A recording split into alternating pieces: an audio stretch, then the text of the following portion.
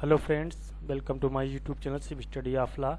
Friends, आज के topic में दंड प्रक्रिया संहिता 1973 the code of criminal procedure 1973 की धारा 125 से 128 के अंतर्गत भरण पोषण का दावा कौन कर सकता है। क्या तलाकशुदा पत्नी भरण पोषण का दावा कर सकती है?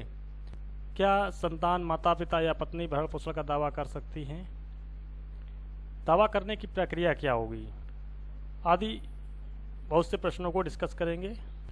तो इस टॉपिक से जो महत्वपूर्ण और सिलेक्टेड क्वेश्चंस हो सकते हैं तो उनको पहले हम लोग एक नज़र देख लेते हैं। भरण पोषण के संबंध में जो प्रावधान दिए गए हैं वो दंड प्रक्रिया संहिता 1973 के अंतर्गत धारा 125 से 128 में दिए गए हैं। इसके अंतर्गत जो क्वेश्चंस अधिकतर परीक्षाओं में पूछे जाते हैं उनको एक नज़र देख लेते हैं और फिर इन क्वेश्चंस के आंसर्स को हम लोग वन बाय वन डिस्कस करेंगे। तो आज का जो टॉपिक है ये खासकर जो विद्यार्थी जुडिशरी की या एपीओ की या एलएलबी या अन्य कोई भी कॉमन लॉ एग्ज़ाम की तैयारी कर रहे हैं तो उनके लिए तो महत्वपूर्ण है ही, साथ में समाज में पारिवारिक तौर पर इस टॉपिक से अधिकतर केसेस न्यायालयों में दायर किए जाते हैं। तो सामाजिक दृष्टि से भी जो आज का टॉपिक है बहुत ही महत्वपूर्ण है। तो परीक्षार्थियों के साथ साथ जो आज का टॉपिक है वो समाज में रह रहे सभी व्यक्तियों के लिए महत्वपूर्ण है। खासकर विद्यार्थियों को तो इस टॉपिक को अच्छे से तैयार करना चाहिए क्योंकि न्यायालयों में इस टॉपिक से अधिकतर मामले आते हैं और परीक्षाओं में भी सबसे ज़्यादा प्रश्नों को पूछा जाता है।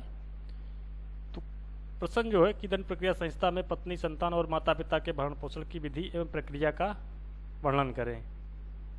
दूसरा प्रश्न है कि दंड प्रक्रिया संहिता में पत्नी के भरण पोषण के बारे में क्या प्रावधान है।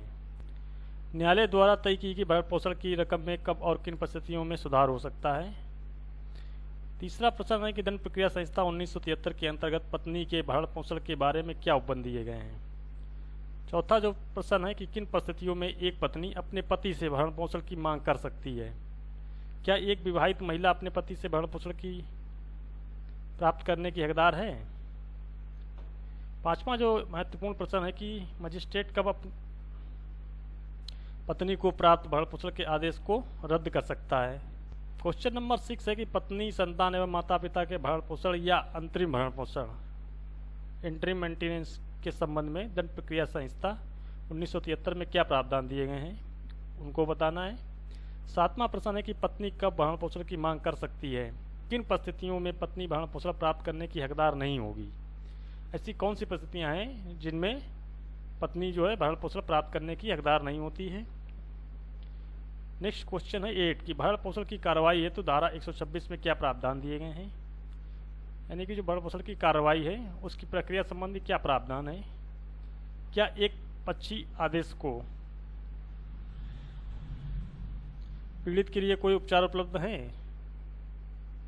नेक्स्ट क्वेश्चन नंबर है 9 मजिस्ट्रेट भरण पोषण के आदेश में परिवर्तन कब कर सकते हैं। क्या दंड प्रक्रिया संहिता में अंतरिम भरण पोषण का प्रावधान किया गया है। क्वेश्चन नंबर 10 है क्या माता पिता अपनी विवाहिता पुत्री से भी भरण पोषण की मांग कर सकते हैं। निर्णयों को हवाला देकर समझाइए। इसके अतिरिक्त भी बहुत से प्रश्न बन सकते हैं तो इन सब प्रश्नों को हम लोग वन बाय वन डिस्कस करेंगे।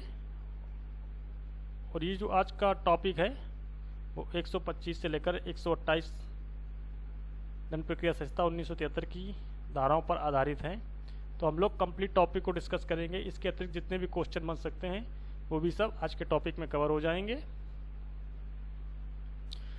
तो पहले हम लोग क्वेश्चन को डिस्कस करते हैं। जो फर्स्ट क्वेश्चन है दंड प्रक्रिया संहिता 1973 की धारा 125 के अनुसार भरण पोषण के लिए कौन आवेदन कर सकता है। पत्नी, संतान, माता पिता। तो पत्नी, संतान और माता पिता के भरण पोषण के संबंध में जो प्रावधान किया गया है वो धारा 125 दंड प्रक्रिया 1973 की धारा 125 में दिया गया है। जो धारा 125 है वो दंड विधि संशोधन अधिनियम 2001 के द्वारा संशोधित की गई है। तो संशोधित धारा के जो प्रावधान है वो इस प्रकार है पहला है कि यदि पर्याप्त साधनों वाला कोई भी व्यक्ति है, अपनी पत्नी का जो भरण पोषण करने में असमर्थ है, या अपनी धर्मज या अधर्मज अवयस्क संतान का, चाहे वो विवाहित हो या अविवाहित हो, जो अपना भरण पोषण करने में असमर्थ है। तीसरा है कि अपनी धर्मज या अधर्मज संतान का जो कि विवाहित पुत्री नहीं है, जिसने वयस्कता प्राप्त कर ली है, जहाँ ऐसी संतान किसी शारीरिक या मानसिक या असामान्यता या क्षति के कारण अपना भरण पोषण करने में असमर्थ है। या चौथा है कि अपने पिता या माता का जो कि अपना भरण पोषण करने में असमर्थ हैं, तो भरण पोषण करने में यदि उपेक्षा करता है या भरण पोषण करने से इनकार करता है, तो प्रथम वर्ग मजिस्ट्रेट ऐसी उपेक्षा या इनकार के साबित हो जाने पर ऐसे व्यक्ति को ये निर्देश दे सकते हैं कि वे अपनी पत्नी या ऐसी संतान या माता पिता के भरण पोषण के लिए ऐसी मासिक दर पर, जिसे कि मजिस्ट्रेट ठीक समझते हैं, मासिक भत्ता दें और उसे भत्ते का संदाय ऐसे व्यक्ति को करें जिसको संदाय करने का मजिस्ट्रेट समय समय पर निर्देश दें। तो फ्रेंड्स, जो यहाँ पर प्रावधान दिया गया है कि धारा 125 के अंतर्गत जो भरण पोषण का आदेश है वो प्रथम वर्ग मजिस्ट्रेट, ये बहुत पहले का प्रावधान चला आ रहा है। इस समय जो वर्तमान में है, मामले को देखते हुए कि इतनी अधिक मामला जो है न्यायालयों में पेंडिंग में है, तो मामलों की पेंडेंसी को देखते हुए अलग से पारिवारिक न्यायालय फैमिली कोर्ट को स्थापित किया गया है। तो उनके द्वारा भी इन मामलों को देखा जाता है और प्रथम वर्ग मजिस्ट्रेट के द्वारा भी मामलों को देखा जाता है। तो जो कोई व्यक्ति जो सक्षम है, यदि पत्नी या संतान या माता पिता जो अपना भरण पोषण करने में असमर्थ हैं, यदि उनकी भरण पोषण करने में उपेक्षा बरतता है, तो मजिस्ट्रेट उनको मासिक भत्ता दिए जाने का निर्देश दे सकते हैं। परंतु मजिस्ट्रेट खंड जो बी में निर्दिष्ट अवयस्क पुत्री के पिता को निर्देश दे सकता है कि वे उस समय तक ऐसा भत्ता दें जब तक वे वयस्क नहीं हो जाती है।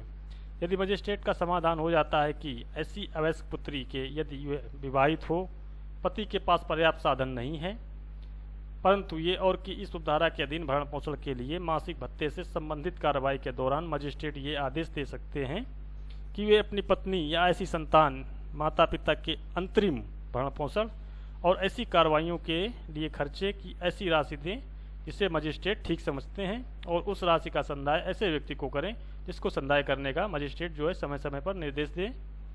परंतु ये और कि द्वितीय परंतु के अधीन अंतरिम भरण पोषण जो है इंटरिम मेंटेनेंस है के मासिक भत्ते और कार्रवाइयों के जो खर्चे हैं, उसके लिए आवेदन का निस्तारण ऐसे आवेदन के ऐसे व्यक्ति पर सूचना की तामील हो जाने के 60 दिन के भीतर, ये जो 60 डेज हैं ये बहुत इम्पोर्टेंट है, यथासंभव कर दिया जाएगा।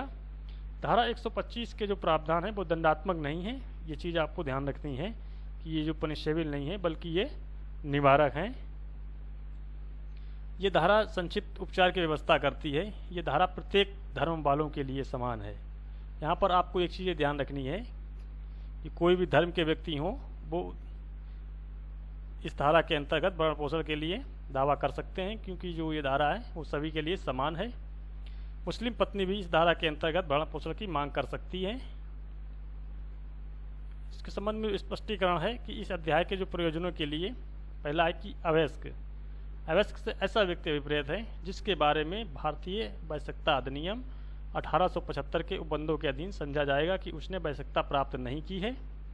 दूसरा है कि पत्नी के अंतर्गत ऐसी स्त्री भी है जिसने पति से उससे विवाह विच्छेद कर लिया है, या जिसने अपने पति से विवाह विच्छेद कर लिया है और पुनर्विवाह नहीं किया है, तब तक वो पत्नी के अंतर्गत आएगी जब तक वो दूसरा विवाह नहीं कर लेती है या पुरुष दूसरा विवाह नहीं कर लेता है। धारा 125 की उपधारा 2 के अनुसार भरण पोषण के लिए जो अंतरिम भरण पोषण है और कार्रवाइयों के जो खर्चे हैं, आदेश की जो तारीख है या यदि ऐसा आदेश दिया जाता है तो भरण पोषण या अंतरिम भरण पोषण और कार्रवाइयों के जो खर्चे हैं उनके लिए आवेदन की तारीख से संदाय होगा। यहाँ पर संज्ञेय ये लिख गया है, गलत है, यहाँ पर आप संदाय कर लीजिएगा, संदाय होगा। उपधारा 3 के अनुसार यदि कोई भी व्यक्ति जिसे आदेश दिया गया है उस आदेश का अनुपालन करने में पर्याप्त कारण के बिना असफल रहता है तो उस आदेश के प्रत्येक भंग के लिए ऐसा कोई मजिस्ट्रेट देय रकम के ऐसी रीति से उद्गृहित किए जाने के लिए वारंट जारी कर सकता है जैसी रीति जुर्माने उद्गृहित करने के लिए उपबंधित है, और उस वारंट के निष्पादन के पश्चात प्रत्येक मास के ना चुकाए गए, यानी कि प्रत्येक महीने के ना चुकाए गए भरण पोषण या अंतरिम भरण पोषण के भत्ते और कार्रवाइयों के खर्चे या उसके किसी भाग के लिए ऐसे व्यक्ति को 1 मास की अवधि के लिए, अथवा यदि वे उससे पूर्ण चुका दिया गया जाता है तो चुका देने के समय तक के लिए कारावास का दंडादेश दे सकता है।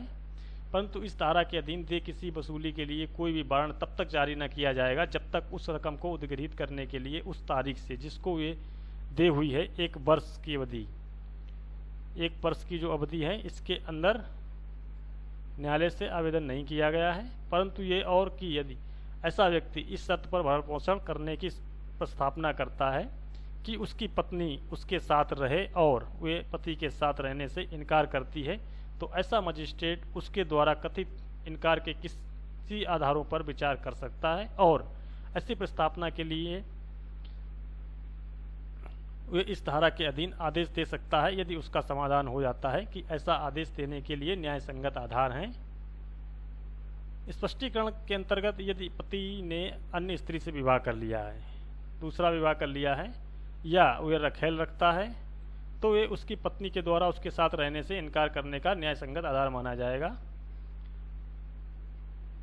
उपधारा 4 के अनुसार कोई पत्नी अपने पति से इस धारा के अधीन भरण पोषण या अंतरिम भरण पोषण के भत्ते का और कार्रवाइयों के खर्चे प्राप्त करने की हकदार न होगी यदि वे जारता की दशा में रहती है।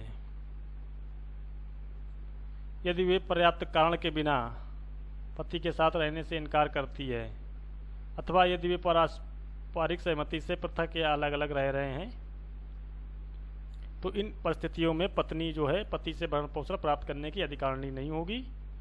यदि जारता की दशा में रह रही है या फिर बिना पर्याप्त कारण के अलग रह रही है या रहने से इनकार करती है या पारस्परिक सहमति से अलग रह रहे हैं, तो इन परिस्थितियों में पत्नी जो है पति से भरण पोषण की मांग नहीं कर सकेगी। उपधारा 5 के अंतर्गत मजिस्ट्रेट ये साबित हो जाने पर आदेश को रद्द कर सकता है कि पत्नी जिसके पक्ष में इस धारा के अधीन आदेश दिया गया है जारता की दशा में रह रही है अथवा पर्याप्त कारण के बिना पति के साथ रहने से इनकार करती है अथवा पारस्परिक सहमति से पृथक रह रही है। तो जो मजिस्ट्रेट है कि इससे पहले कोई भी आदेश भरण पोषण के संबंध में जारी हो चुका है तो उसको रद्द कर सकते हैं। इसके संबंध में जो महत्वपूर्ण केस ला है रंजीता दीपक बालशेखर बनाम दीपक बाबूराम बालशेखर, AIR 2009 बॉम्बे हाईकोर्ट का है। इस मामले में बॉम्बे उच्च न्यायालय ने निर्धारित किया है कि दंड प्रक्रिया संहिता 1973 की धारा 125 के अधीन कार्रवाई अर्ध सिविल और अर्ध दंडिक होती है। अर्ध सिविल है और अर्ध दंडिक है। तो जो मेंटेनेंस की जो कार्रवाई है इसको पूर्ण रूप से हम लोग दंडिक नहीं कह सकते हैं और ना पूर्ण रूप से सिविल कार्रवाई कह सकते हैं। तो ये अर्ध सिविल और अर्ध दंडिक है। धारा 125 के अधीन पारित आदेश पक्षकारों के अधिकारों को अंतिम रूप से सुनिश्चित नहीं करता है। सुसंगत प्रावधान अभिव्यक्त पत्नी एवं बच्चों को पृथक भरण पोषण भत्ता दिलाने के लिए संक्षिप्त उपचार के लिए प्रावधान करते हैं। भरण पोषण दावा के लिए आवेदन कौन कर सकता है, ये बहुत ही इम्पोर्टेंट है कि भरण पोषण के लिए आवेदन कौन कर सकता है। दंड प्रक्रिया संहिता 1973 की धारा 125 की उपधारा 1 के अनुसार निम्नलिखित व्यक्ति जो है भरण पोषण के लिए आवेदन कर सकते हैं। पहला है पत्नी जो अपना भरण पोषण करने में असमर्थ है। दूसरा है ऐसी अवयस्क संतान जो कि धर्मज या अधर्मज है, विवाहित है या अविवाहित है। तीसरा है ऐसी धर्मज या अधर्मज संतान जो विवाहित पुत्री नहीं है, विवाहित पुत्री के सिवाय जिसने वयस्कता प्राप्त कर ली है परंतु किसी शारीरिक या मानसिक अस्वस्थता के कारण अपना भरण पोषण करने में असमर्थ है। चौथा है कि ऐसे माता पिता जो अपना भरण पोषण करने में असमर्थ हैं और ऐसी आवश्यक विवाहित पुत्री जिसके पति के पास भरण पोषण के लिए पर्याप्त साधन नहीं है। यहीं पर आप लोगों को एक चीज़ ध्यान रखनी है कि ऐसी अवयस्क विवाहित पुत्री की बात हो रही है, यानी कि जो वयस्क नहीं है, 18 साल से कम उम्र में उसकी शादी हो जाती है और उसके पति के पास भरण पोषण के लिए पर्याप्त साधन नहीं है। तो ऐसी स्थिति में जो है पिता के ऊपर, पुत्री के पिता के ऊपर भरण पोषण करने का अधिकार उत्पन्न हो जाता है। तो उपरोक्त व्यक्ति जो है भरण पोषण पाने के लिए आवेदन कर सकते हैं। यदि भरण पोषण करने में उपेक्षा की जाती है अथवा इनकार किया जाता है तो प्रथम वर्ग मजिस्ट्रेट ऐसी उपेक्षा या इनकार के साबित हो जाने पर भरण पोषण करने के लिए अधिकृत व्यक्ति को अपनी पत्नी या संतान या पिता या माता के भरण पोषण के लिए मासिक भत्ता देने के लिए निर्देश दे सकते हैं। भत्ते की रकम मजिस्ट्रेट द्वारा निर्धारित की जाएगी। इसके संबंध में 2001 का जो संशोधन है, दंडिक विधि संशोधन, इससे पूर्व जो मजिस्ट्रेट अधिकतम 500 रुपये मासिक भत्ते के भुगतान के आदेश कर सकते थे, जो कि 2000 के दंडिक विधि संशोधन अधिनियम में समाप्त कर दिया गया है। तो 2001 के बाद ये मजिस्ट्रेट के ऊपर निर्भर करता है कि वो कितने मासिक भत्ते को अधिरोपित कर सकते हैं। तो वो जो आवश्यक और उचित समझते हैं तथ्यों पर सत्यों के आधार पर, तो उसको अपने हिसाब से मासिक भत्ते को अधिरोपित कर सकते हैं। इसके संबंध में जो एक बहुत महत्वपूर्ण केस ला है, बादशाह बनाम उर्मिला बादशाह गोडसे, यह आय 2014 सुप्रीम कोर्ट का मामला है। इस मामले में माननीय सर्वोच्च न्यायालय ने ये निर्धारित किया है कि दंड प्रक्रिया संहिता 1973 की जो धारा 125 है, इसमें भरण पोषण से संबंधित प्रावधानों की जो व्याख्या है वो उद्देश्यपरक की जानी चाहिए, ताकि सामाजिक न्याय की प्रवृत्ति को बढ़ावा मिल सके। नेक्स्ट जो केस ला है, आमोद कुमार श्रीवास्तव एवं अन्य बनाम उत्तर प्रदेश राज्य एवं अन्य, 2009 का है, इलाहाबाद हाई कोर्ट का है। इस मामले में वयस्क पुत्रियों के द्वारा, यानी कि जो बालिग पुत्रियां थीं उनके द्वारा अपने पिता से भरण पोषण पाने के लिए बात किया गया था। पुत्रियां किसी मानसिक या शारीरिक दुर्बलता के कारण अपना भरण पोषण करने में असमर्थ भी नहीं थीं। ये निर्धारित किया गया कि वे दंड प्रक्रिया संहिता 1973 की धारा 125 के अधीन अपने पिता से भरण पोषण का दावा करने की हकदार नहीं हैं। न्यायालय का मत था कि वे वयस्क होने के बाद भी अपने पिता से भरण पोषण भत्ते का दावा करना चाहती हैं, तो वे इस प्रयोजन के लिए सिविल न्यायालय जा सकती हैं। तो वहाँ पर सिविल न्यायालय के अंतर्गत जो है उसमें दावा प्राप्त कर सकती हैं भरण पोषण के लिए। दंड प्रक्रिया संहिता 1973 की धारा 125 के अंतर्गत वो भरण पोषण करने के लिए हकदार नहीं है, ये कहा गया था। पत्नी शब्द से आप क्या समझते हैं? पत्नी का क्या अर्थ है संहिता के अनुसार? तो विदिता विवाहित पत्नी वे होती है जो कि दंड प्रक्रिया संहिता 1973 की धारा 125 के तहत कोई भी विवाहित या अविवाहित जो कि विधिक रूप से अपने धार्मिक कानून से संबंध होने के कारण अपने पति से भरण पोषण हेतु दावा करेगी, किंतु दावा के निस्तारण के समय दूसरे व्यक्ति से विवाह नहीं कर सकती है, दूसरे व्यक्ति से विवाह नहीं कर सकेगी, तथा न्यायालय में ये सिद्ध करेगी कि वे पूर्णतः पति के ऊपर ही आश्रित है, जिसके साथ उसका विवाह धार्मिक रीति रिवाज के साथ संपन्न हुआ था, वो पत्नी कहलाएगी। इसके संबंध में जो महत्वपूर्ण केस ला है, सविताबेन सोमाभाई भाटिया बनाम गुजरात राज्य, 2005 सुप्रीम कोर्ट का मामला है। इस मामले में माननीय सर्वोच्च न्यायालय ने ये अब निर्धारित किया कि धारा जो 125 का विस्तार है वो ऐसी स्थिति तक नहीं किया जा सकता है जो विदिता विवाहित नहीं है। पत्नी चाहे वे वयस्क हो अथवा अवयस्क, धारा 125 के अधीन भरण पोषण के लिए दावा कर सकती है, लेकिन ऐसी पत्नी का विदिता विवाहित होना आवश्यक है। विधिक रूप से वो विवाहित होनी चाहिए, चाहे वो वयस्क हो या अवयस्क हो, तो पति से भरण पोषण की मांग कर सकती है। नेक्स्ट केस ला है नागेश्वर राय उर्फ नागेश्वर राम बनाम सुनैना देवी, 2009 का मामला है। इस मामले में जो तथ्य हैं वो इस प्रकार थे कि दूसरे विवाह के समय पति की पहली पत्नी जीवित थी। जब पति ने दूसरा विवाह किया तो उस समय उसकी पहली पत्नी जो है वो जीवित थी। इसमें ये अब निर्धारित हुआ कि दूसरी पत्नी भरण पोषण की हकदार नहीं थी, क्योंकि ये दूसरा विवाह जो है प्रारंभ से ही वो शून्य था। ये साबित करने का भार पति पर था कि दूसरे विवाह के समय उसकी पहली पत्नी जीवित थी और उसका पहला विवाह विधिपूर्ण था। मात्र रखेल रखने से तत्कथित दूसरी पत्नी भरण पोषण भत्ते से वंचित नहीं हो सकती है। तलाकशुदा पत्नी का क्या अर्थ है? तो संहिता की धारा 125 का स्पष्टीकरण भी जो है उसके अंतर्गत पत्नी शब्द में ऐसी स्त्री भी शामिल है जिसके पति उससे विवाह विच्छेद कर लिया है या जिसने अपने पति से विवाह विच्छेद कर लिया है और जिसने पुनर्विवाह नहीं किया है, तो वो तलाकशुदा पत्नी के अंतर्गत आती है।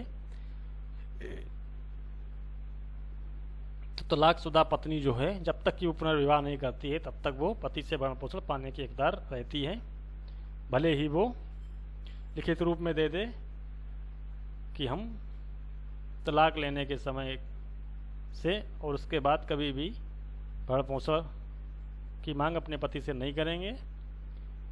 उसके बाद यदि पति दूसरा विवाह भी कर लेता है और पत्नी जो है दूसरा विवाह नहीं करती है, तलाक लेने के बावजूद भी वो पति से भरण पोषण की मांग कर सकती है। तो एक बहुत ही महत्वपूर्ण केस ला है रोहतास सिंह बनाम श्रीमती रामेंद्री देवी, 2000 का मामला है, सुप्रीम कोर्ट के मामले में। इस मामले में माननीय सर्वोच्च न्यायालय ने यह निर्धारित किया है कि तलाक के बाद भी पत्नी की हैसियत से भरण पोषण के लिए दावा कर सकती है।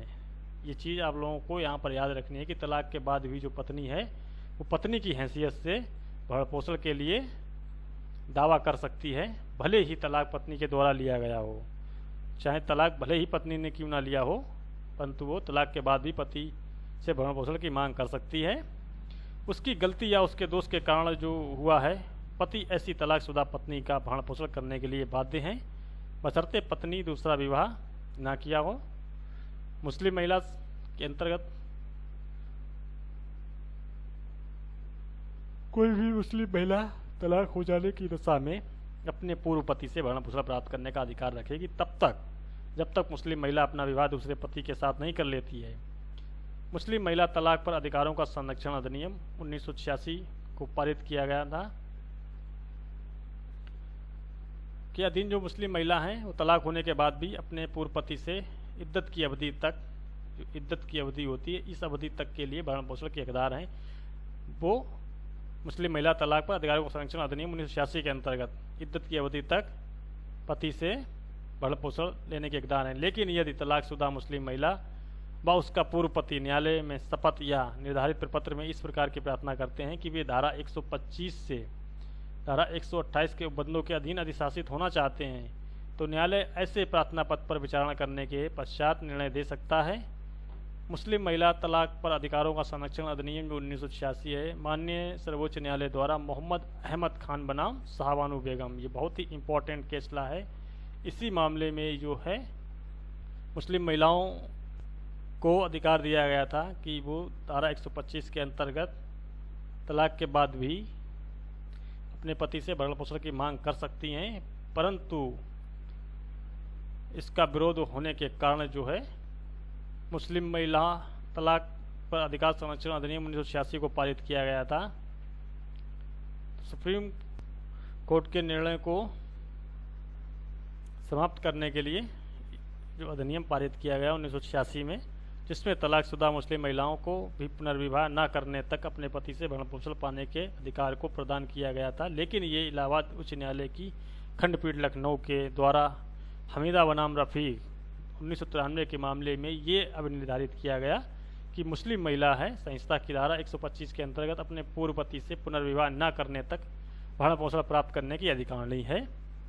हमीदा बनाम रफ़ीक 1993 के मामले में, यानी कि जो अधिनियम 1986 में पारित हुआ उसके बाद भी यह निर्धारित किया गया है कि जो मुस्लिम महिला है वो धारा 125 के अंतर्गत अपने पूर्व पति से पुनर्विवाह न करने तक भरण पोषण प्राप्त करने की अधिकार नहीं है। नेक्स्ट केसला है शमसुद्दीन बनाम उत्तर प्रदेश राज्य 2009 इलाहाबाद हाईकोर्ट का। इस मामले में मुस्लिम महिला ने भरण पोषण के लिए पति के विरुद्ध दावा किया।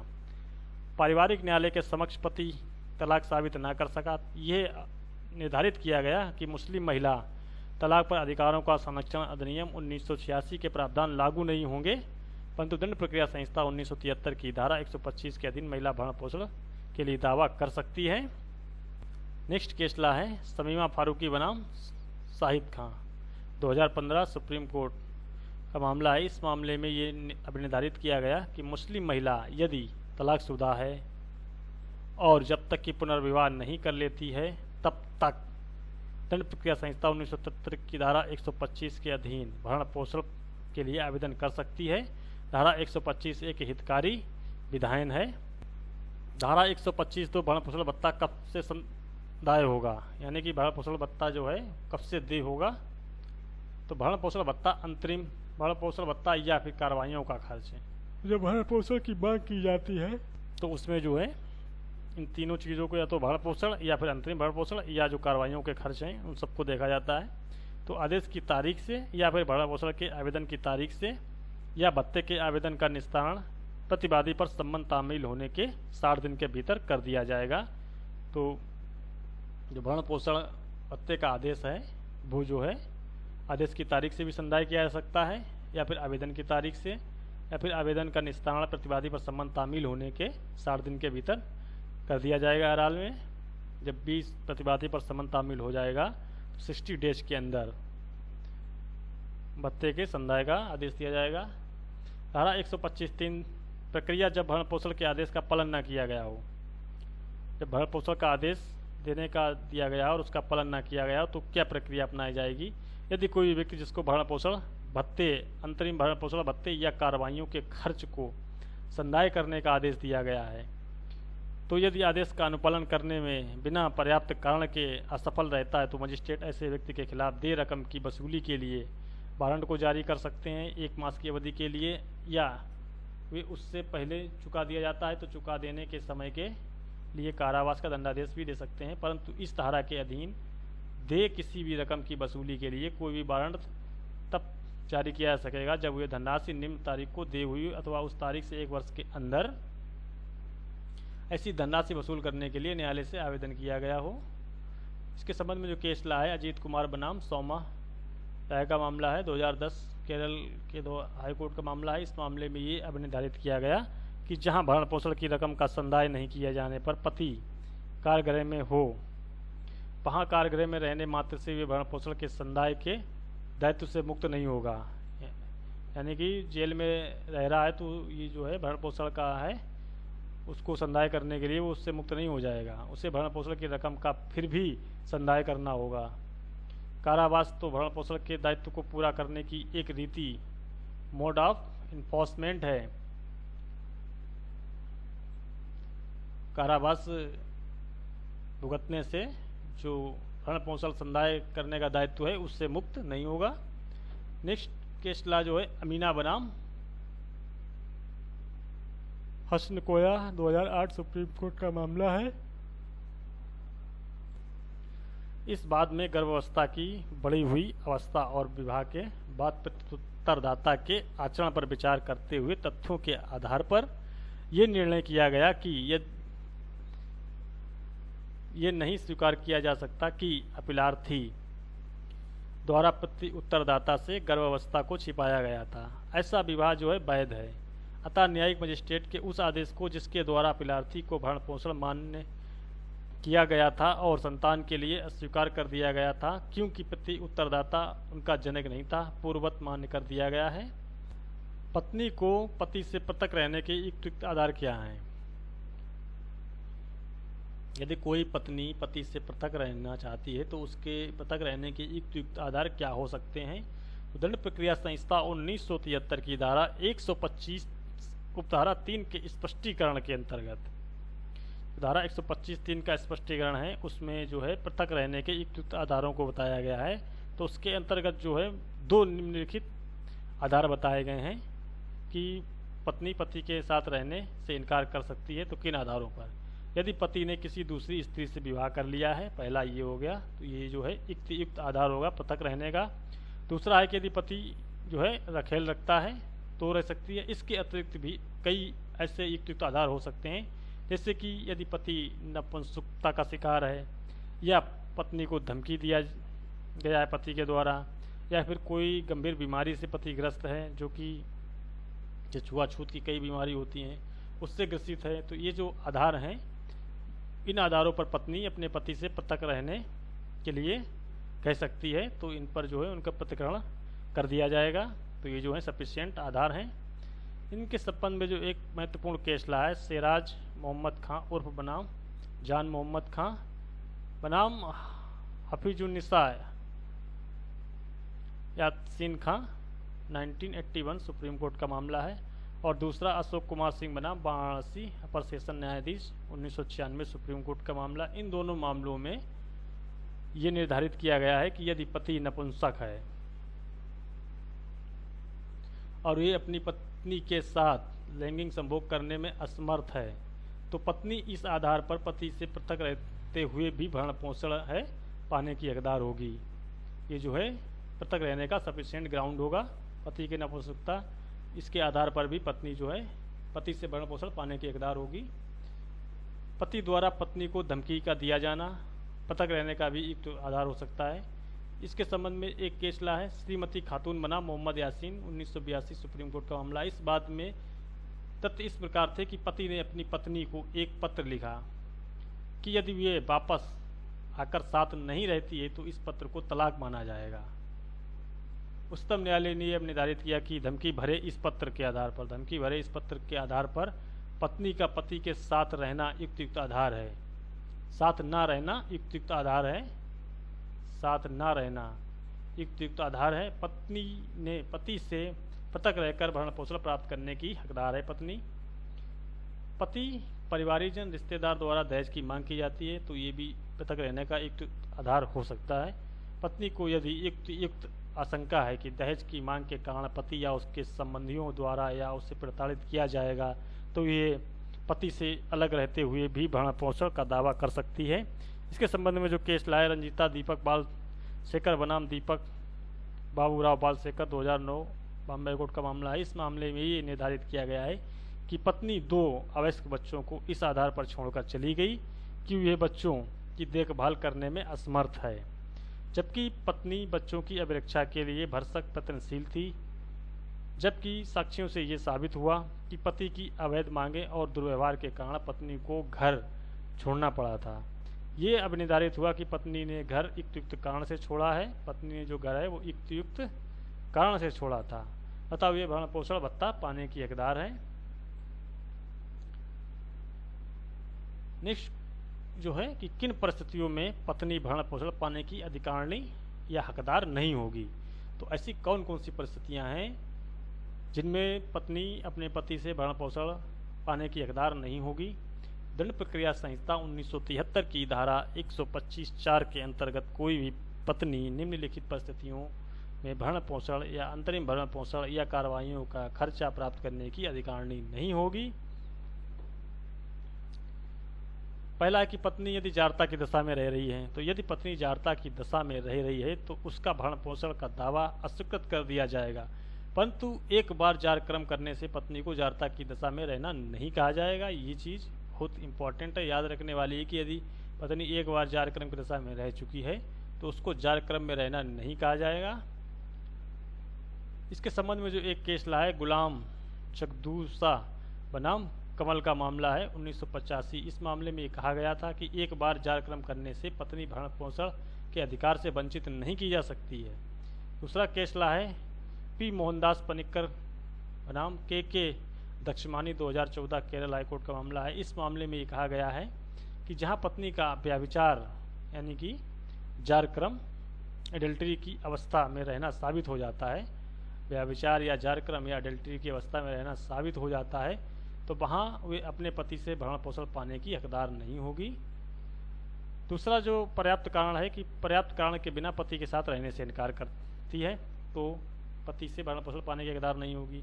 यदि पति पत्नी को अपने साथ रखने के लिए प्रस्ताव करता है और पत्नी बिना पर्याप्त कारण के अपने पति के साथ रहने से इनकार करती है तो उसका भरण पोषण का जो दावा है उसको अस्वीकार कर दिया जाएगा, वो दावा नहीं कर सकती है। तीसरा ये है कि पारस्परिक सहमति से पृथक रह रहे हैं, म्यूचुअल कंसेंट से दोनों लोग अलग अलग रह रहे हैं। यदि पति पत्नी पारस्परिक सहमति से एक दूसरे से अलग अलग रह रहे हैं, पृथक हैं, तो पत्नी भरण पोषण प्राप्त करने की अधिकारी हकदार नहीं होगी। परंतु यदि किसी मामले में भरण पोषण का आदेश दे दिया गया है तो ऐसा आदेश मजिस्ट्रेट संहिता की धारा 125 की उपधारा 5 के अंतर्गत रद्द भी कर सकता है यदि उक्त परिस्थितियों में से कोई भी परिस्थिति विद्यमान है। यदि जारता की दशा में रह रही है या पारस्परिक सहमति से अलग रह रही है या फिर बिना पर्याप्त कारणों के आधार पर अलग रह रही है, तो इन परिस्थितियों में मजिस्ट्रेट ने यदि पहले कोई भी भरण पोषण का आदेश पत्नी के पक्ष में जारी कर दिया है तो बाद में धारा 125 की उपधारा 5 के अंतर्गत उसको रद्द भी कर सकते हैं। नेक्स्ट है कि पत्नी को प्राप्त भरण पोषण के आदेश को मजिस्ट्रेट कब रद्द कर सकते हैं। तो जो ऊपर परिस्थितियां बताई उसी के आधार पर है। दंड प्रक्रिया संहिता 1973 की धारा 125(5) एवं धारा 127(2) एवं 127(3) के अंतर्गत मजिस्ट्रेट पत्नी को भरण पोषण के आदेश को निम्नलिखित परिस्थितियों में रद्द कर सकता है। यानी कि 125 के अंतर्गत जो मजिस्ट्रेट पत्नी के पक्ष में भरण पोषण का आदेश जारी कर चुके हैं उनको कब रद्द कर सकते हैं, तो पहला, यदि पत्नी जारता की दशा में रह रही है, और दूसरा, पर्याप्त कारण के बिना पति के साथ रहने से इनकार करती है। तीसरा है यदि पति पत्नी पारस्परिक सहमति से अलग रह रहे हैं, म्यूचुअल कंसेंट से। और चौथा है जहाँ किसी सक्षम सिविल न्यायालय के किसी भी विनिश्चय के परिणाम स्वरूप रद्द किया जाना चाहिए।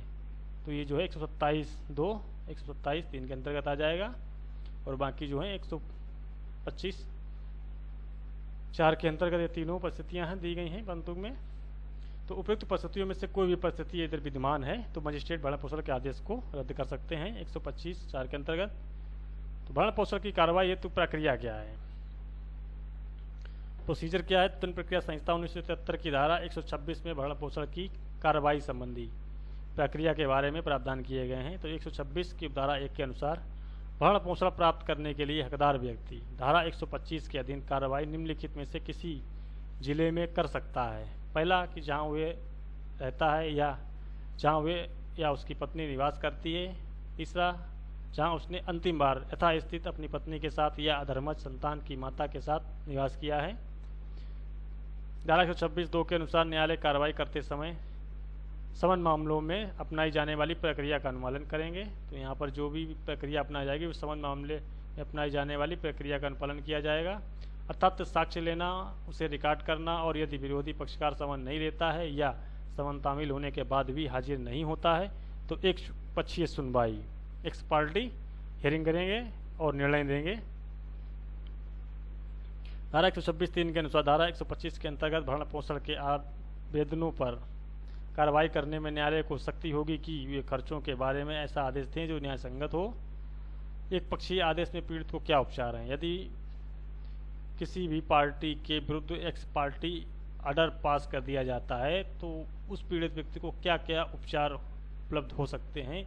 तो 125 में भरण पोषण के संबंध में जो पीड़ित को उपचार हैं वो धारा 126(2) के परंतुक में दिए गए हैं, जहां पर मजिस्ट्रेट ने एक पक्षीय सुनवाई करके एक पक्षीय आदेश पारित किया है। तो ऐसा जो आदेश है वो 3 मास के भीतर, यानी कि 3 महीने के भीतर पीड़ित उचित कारणों को दर्शित करते हुए, उचित कारण युक्त जो हैं रीजनेबल ग्राउंड्स होंगे उनको दर्शित करते हुए आवेदन करेगा। तो मजिस्ट्रेट न्यायोचित और उचित आधार समझता है तो एक्स पार्टी आदेश जो है उसको अपास्त सेट असाइड कर सकते हैं। ये उपचार जो है पीड़ित को प्राप्त है। भरण पोषण भत्ते के आदेश में परिवर्तन कब वो किया जाएगा और कब किया जा सकता है? तो भत्ते में परिवर्तन के संबंध में संहिता की धारा 127 में प्रावधान दिए गए हैं। दंड विधि संशोधन अधिनियम 2001 में धारा 127 को प्रतिस्थापित किया गया है, यानी कि कुछ शब्दों को घटाया बढ़ाया गया है। प्रतिस्थापित धारा 127 के अनुसार निम्नलिखित उपबंध किए गए हैं। तो धारा 127 की उपधारा 1 के अनुसार धारा 125 के अधीन भरण पोषण के लिए अथवा अंतरिम भरण पोषण के लिए मासिक भत्ता पाने वाले या यथास्थित अपनी पत्नी या संतान या पिता या माता को मासिक भत्ता देने के लिए उसी धारा के अधीन किसी भी व्यक्ति की परिस्थितियों में तब्दीली साबित हो जाने पर मजिस्ट्रेट भत्ते में ऐसा परिवर्तन कर सकते हैं जो वे ठीक समझें।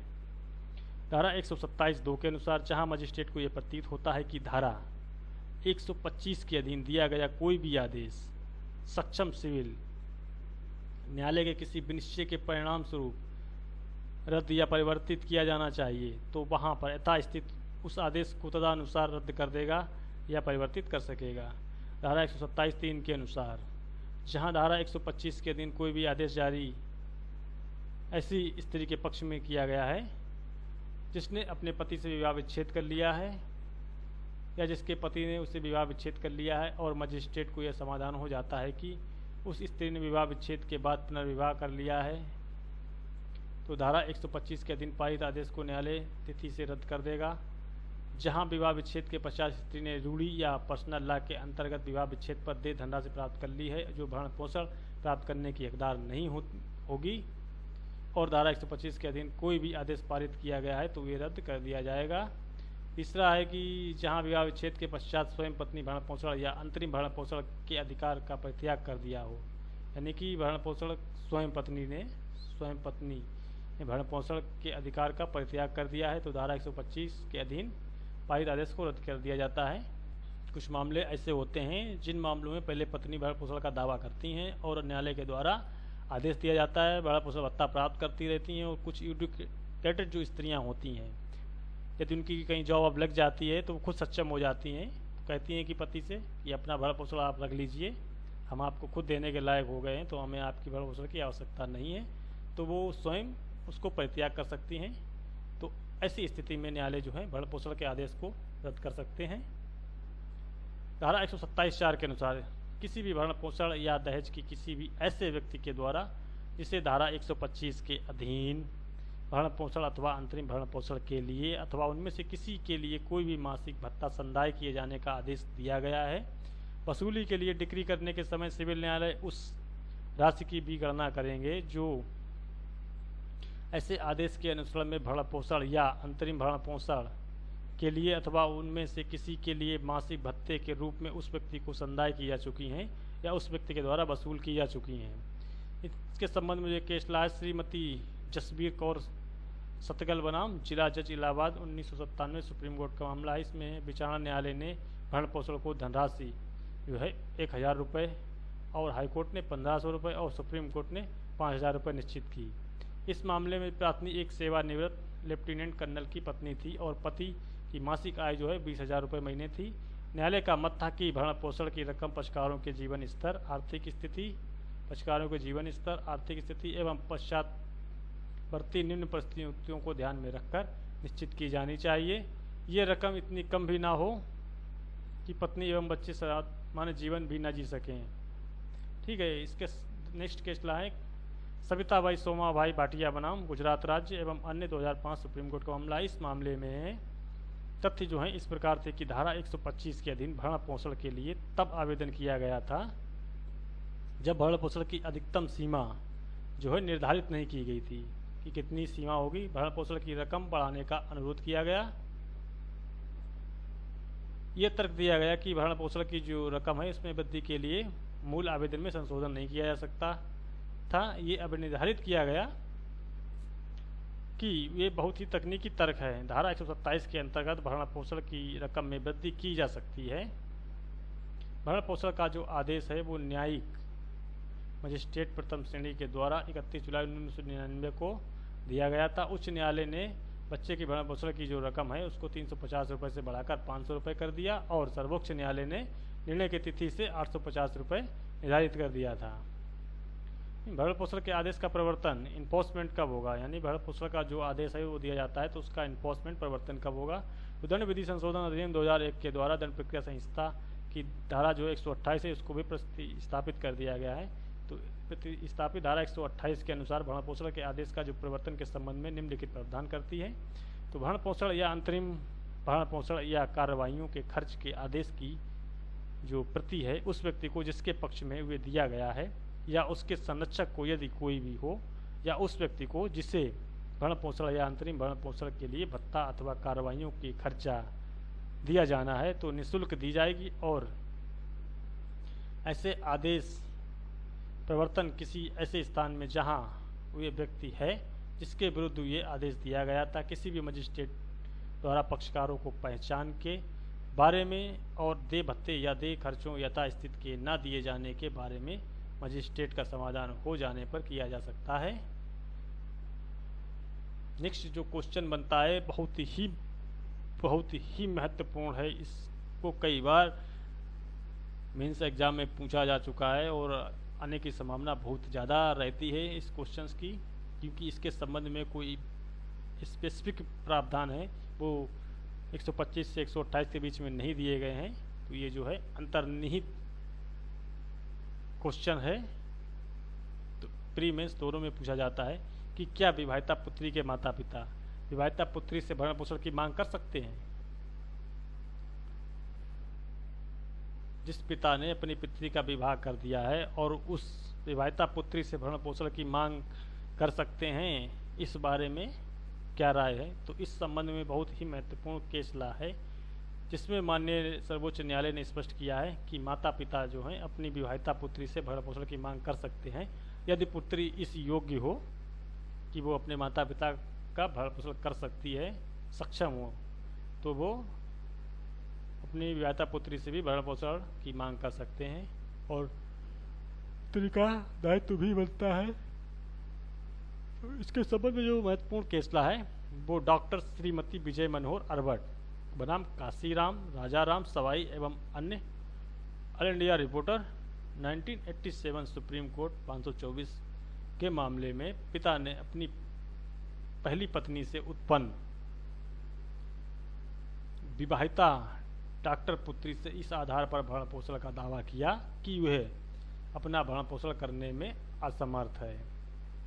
ठीक है, माननीय सर्वोच्च न्यायालय ने ये निर्धारित किया कि धारा 125 एक डी में प्रयुक्त जो है शब्द हिज फादर और हिज मदर यानी पुरुष और महिला दोनों के लिए समान प्रयुक्त हो सकते हैं। यदि पिता अपना भरण पोषण करने में असमर्थ है और उसकी पुत्री स्वयं धनोपार्जन कर रही है तो पुत्री का दायित्व हो जाता है कि वे पिता का भरण पोषण भत्ता दे। नेक्स्ट जो केस ला है ललित मोहन बनाम तृप्ति देवी AIR 1990 जम्मू एंड कश्मीर का मामला है। इस मामले में ये निर्णीत हुआ कि माता पिता का भरण पोषण करने का जो दायित्व है वो सिर्फ पुरुष पुत्रों का ही नहीं है वरन विवाहित पुत्रियों का भी है। नेक्स्ट जो क्वेश्चन है इसका आंसर क्या तलाक के समय यदि पत्नी ने भरण पोषण की मांग ना करने का करार किया है तो भी वे भरण पोषण का दावा कर सकती है क्या?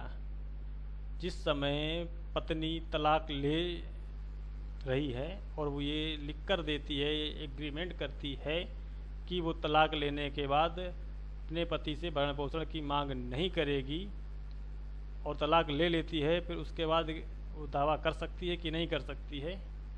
तो इसके संबंध में जो है देखते हैं हम लोग प्रावधान कि पति पत्नी के मध्य तलाक होने के समय अक्सर पत्नियां जो हैं ये लिखित करार कर लेती हैं कि वे भविष्य में भरण पोषण की राशि नहीं मांगेंगी नहीं मांगेंगे। इस प्रकार के जो करार हैं वो अनेक निर्णयों में विधि विरुद्ध माने गए हैं, लॉ के अगेंस्ट हैं। जैसे कि केस ला है सुशील कुमार बनाम नीलम AIR 2004 Punjab and Haryana high court का मामला है। इस मामले में पंजाब एंड हरियाणा उच्च न्यायालय के सामने निर्णय के लिए बाद आया था।